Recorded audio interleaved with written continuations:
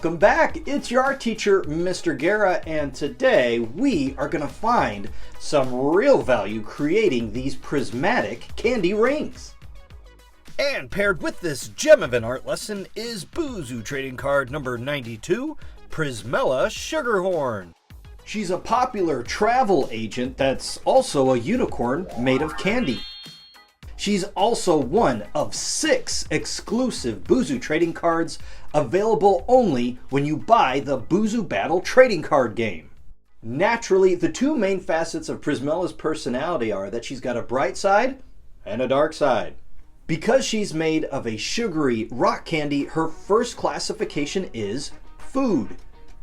And because unicorns, of course, don't actually exist, that means she also has the mythic classification.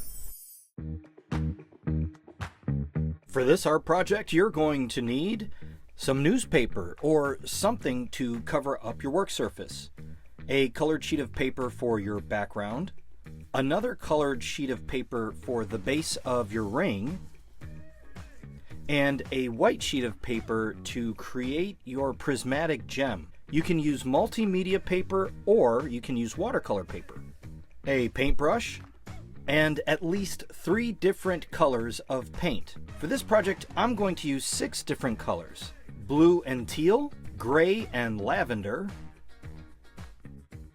black and white. It would also be handy for you to have a palette or a piece of cardboard, or even chipboard from a cereal box will do just fine. A pencil, a black Sharpie marker, and a metallic Sharpie marker. I'm using silver. 3 analogous water-based markers. That just means markers of the same color, and a black marker would be helpful.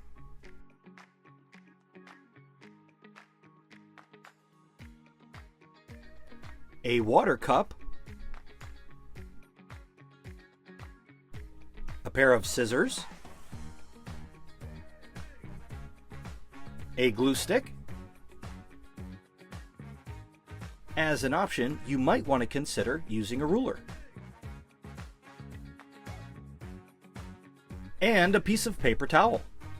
You can find links for all of these art supplies in the video's description below. Alright, so let's begin by placing down some newspaper or whatever you have to cover up the work surface that you'll be working on. You're also going to want to get out whatever color sheet of paper that you intend to use for the background of your artwork. And of course, get out your palette as well as your paint colors. Now remember, the minimum is 3 for a really solid looking artistic effect. However, you can add as many colors as you'd like. The more the better. Every time you give yourself some paint, use an amount that's about the size of one of the large M&Ms. I'm choosing 6 colors, and I chose them based on colors used for Prismella Sugarhorn.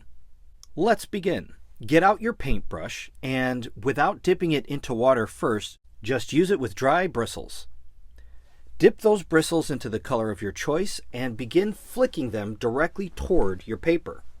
Holding your paintbrush toward the bottom, toward the end of your paintbrush, not toward the bristles, is the best way to get the best effect. Also important, don't go too crazy and make sure that you are flicking your paintbrush in the direction of your paper. Too much wild flicking can easily cause droplets of paint to go everywhere, which is a really bad idea. Before getting the next color, drag your paintbrush on the bottom of your water container back and forth until you've seen that all of the paint that you just used has been cleaned and washed and rinsed all the way out of your bristles. It's optional, but I would definitely suggest using a paper towel or a napkin to clean off your bristles, getting them back into that dry state again. Start with your next color and use the same technique, flicking directly at your paper, not in a wild way, but just directly at your paper. Use all of the paint that you've provided for yourself. And don't forget that after you use each color to completely clean your brush and dry them off for best results. As you go, you're going to find that this drip and splatter technique is going to create an ideal background for this art project. If you have a palette like me, you're going to want to clean all of the areas that are dirty, but if you're using just a piece of cardboard or a piece of chipboard, you can just toss those out. Find a safe place for your masterpiece and let it dry. Although there are many ways to get from world to world within the Buzuverse, the yummiest is to eat a prism pop, which are like glittering jewels made of delicious candy. The more rare the jewel, the further you'll go. This is why Prismella's premier special ability is Candy Cover, where she teleports prism pops from her secret stash and buries her opponents in their sudden sweetness. It's now time to draw the jewel.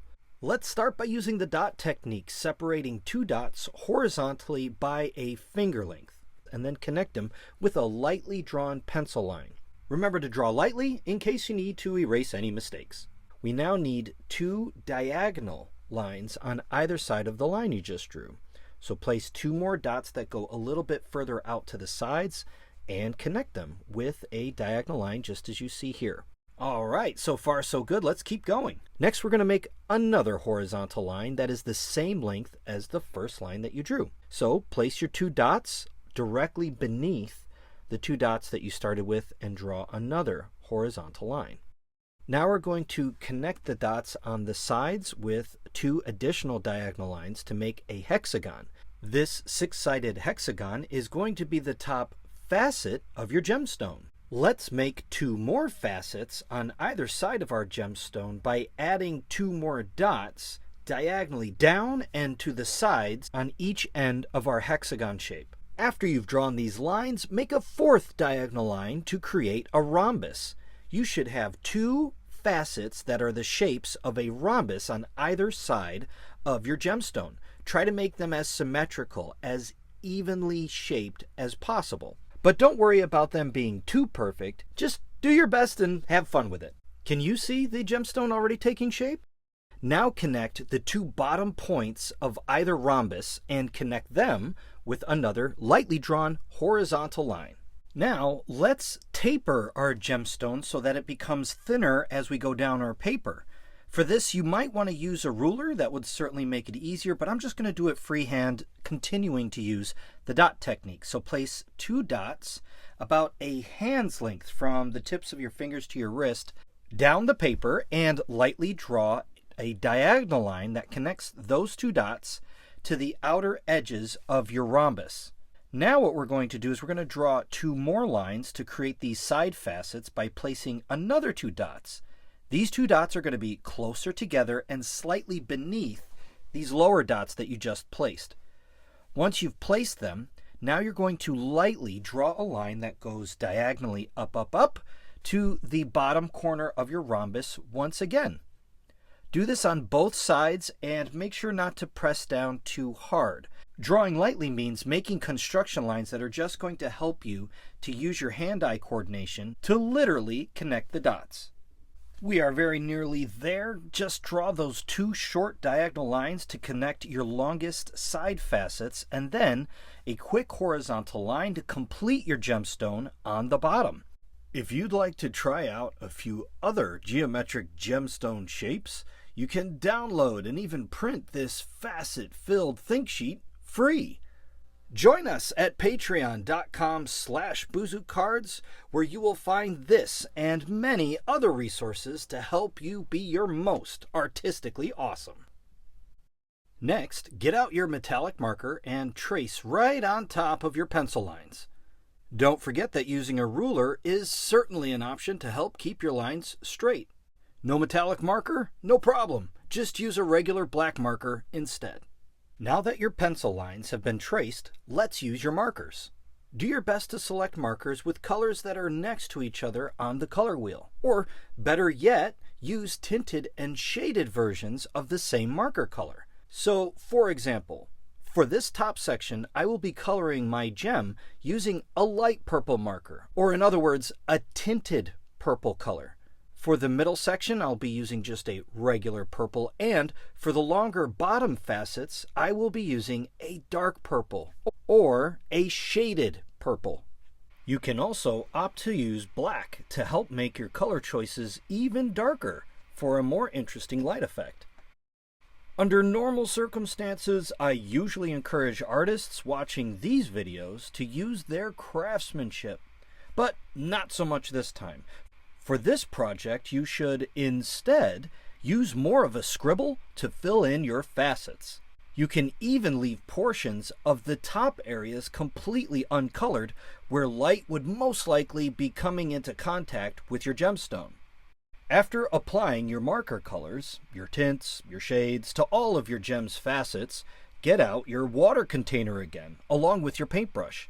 This time, using only the water to blend your marker scribbles together, go over every part of your gem. Be sure not to add too much water during this part, making sure not to get your artwork overly wet.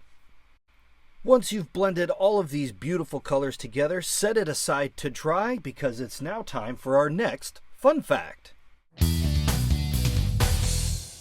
In the Buzu Battle trading card game, world hopping is represented by the different game strips and game boards that we have available. These are like the actual ground upon which gameplay takes place. Use a battleground that matches one of your Buzu classifications, and you'll be able to add +5 HP to your character at the beginning of the game. Okay, so the 12 game strips that represent the 12 worlds of the Buzuverse are Corpora, a world of anatomy; Savarinth, the world of animals; Dispotoros, the world of behaviors; Sensira, a world for the senses; Sustinos, a world of food; Socion, the identity world; Veritas, the knowledge world; Loridel, the mythic world; Edenfall, a world of nature; Detritus, a world of objects; Supraxis, the superhuman world; and Cybrix, a world of technology. You can purchase Buzu gaming strips as either a digital download or sent to you. Just go to buzushop.com. As we mentioned before, Prismella Sugarhorn is one of the Buzuverse's most popular travel agents, which is why her second special ability is Prism Power. This is when she uses her horn to temporarily send Buzu into another world. Let's get to work making a base for your ring. Get out your paper color of choice and make sure that it is portrait. Then, cut it in half. Let's start by drawing an oval. Now, if you've selected a darker color for your ring base, I suggest using a white colored pencil instead of a regular pencil so you can see your sketch better. Again, I'm going to stick with the dot technique, tried and true. Place 2 dots far enough apart to take up most of the paper's space. Now, very lightly sketch an oval horizontally so that its farthest ends touch the dots that you've just drawn. Now, from those dots, draw 2 short vertical lines downward. From the ends of these 2 short lines, now draw a smile line to connect the 2 vertical lines at their bottoms. Beneath this smile line, we're going to create the part of the base that holds onto a person's finger. Draw 2 short curved lines like you would a C, and another 2 short curved lines on the other side like a backwards letter C. Now connect these curved lines at the bottom with another curved line on each side. Time to get out your black marker and begin tracing your lines. Go carefully, making sure to draw right on top of the sketch that you made. Once that's completed, get your metallic marker back out and carefully trace right next to your black marker lines.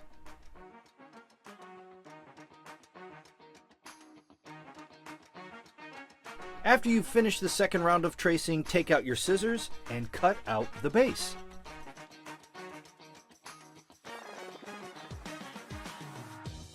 And while you've got your scissors out, get your painted gem back out, which should be dry about now, and carefully cut this gem out too. Once done, Now it's time to put it all together. First, place down your splatter painting. Next, get out your glue stick and apply it generously to the back of your ring base, making sure to place it toward the bottom. One item on top of another, this is called overlapping.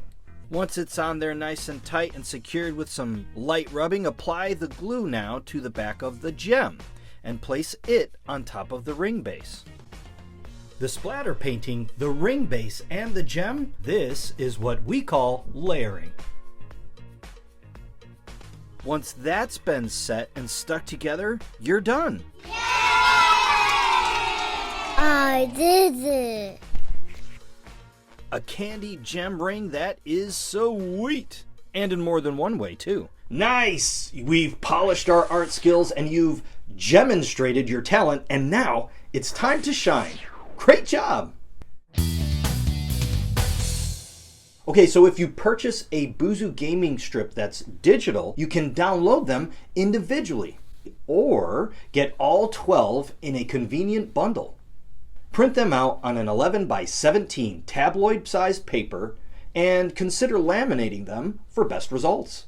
And speaking of best results, Prismella's third special ability is widely considered her best and most effective, and it's called Uniportal. This is when she generates a special gravity portal that pulls opponents downward and temporarily transports them who knows where. Tints and shades, overlapping, and layering. Learn these aspects of art and your work is sure to be priceless. Many thanks for creating with me. That's one card down and a whole Buzu-verse to go. So draw another card and let's keep the art adventure going. That's all I've got for now, and I will see you next time. Bye. Want something super sweet that also rocks? Don't forget to download and print the character sheet for Prismella Sugarhorn. Head on over to patreon.com/BuzuCards and receive your free digital download.